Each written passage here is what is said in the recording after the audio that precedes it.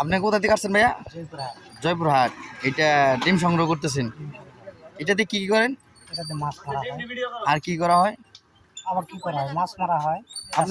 আপনি তো হয়তো বা জানেন না, এই যে যে জিনিসটা করতেছেন এটা কিন্তু দণ্ডনীয় অপরাধ, এটা জানেন? এটা দণ্ডনীয় অপরাধ। ভাই মজা নিয়েন না, ভাই মজা নিয়েন না কিন্তু। আমি একটা আইন বিশেষজ্ঞ, মানে আইন নিয়ে পড়াশোনা করছি, ঠিক আছে? তো আপনি যেটা করতেছেন এটা কিন্তু দণ্ডনীয় অপরাধ একটা। সরকার অনুমোদিত। মাছের ডিমগুলো দেখি ওই যে সাথে দেখে স্বাধীন। এই যে অসহায় পিঁপড়ে গুলার যে আপনি এই যে ধ্বংস করছেন, এটা কিন্তু দেশের একটা সম্পদ। না না, একটু দাঁড়ান ভাই, একটু দাঁড়ান, দাঁড়াইতে হবে, একটু ব্যস্ত হন না। এই ভাই দেখেন ডিমগুলার এই অবস্থা।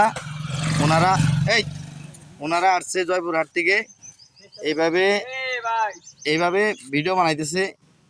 আমি যেটা দেখতেছি ওনার যে একটা মোমেন্ট, হ্যাঁ, দেশের যে সম্পদগুলো এগুলা কিন্তু ঠিক না, ঠিক আছে? আমাদের দেশ থেকে অনেক জাতির পিঁপড়া বিলুপ্ত হয়ে যাচ্ছে। তবে যাক, ওনার কথাটা যেটা আমি শুনতে পাইতেছি আর কি, যে ওনার মানে কোনো আছে না। ভাই আপনি কি জানেন এটা দণ্ডনীয় অপরাধ, এটা জানেন আপনি? হ্যাঁ, জানেন না, আজকে জানলেন। এটার কত ধারা মামলা হতে পারে আপনি জানেন? হ্যাঁ, মামলা করে কি না না ভাই, একটু দাঁড়াইতে হবে, একটু দাঁড়ান, না না সময় নাই ভাই, দাঁড়াইতে হবে। অনেক সময় দিছি। অনেক সময় না ভাই, একটু দাঁড়াইতে হবে। আপনি যেটা বুঝতেছেন না, এটা আপনার সমস্যা হবে তো ভাই, সমস্যা হবে, দাঁড়ান না।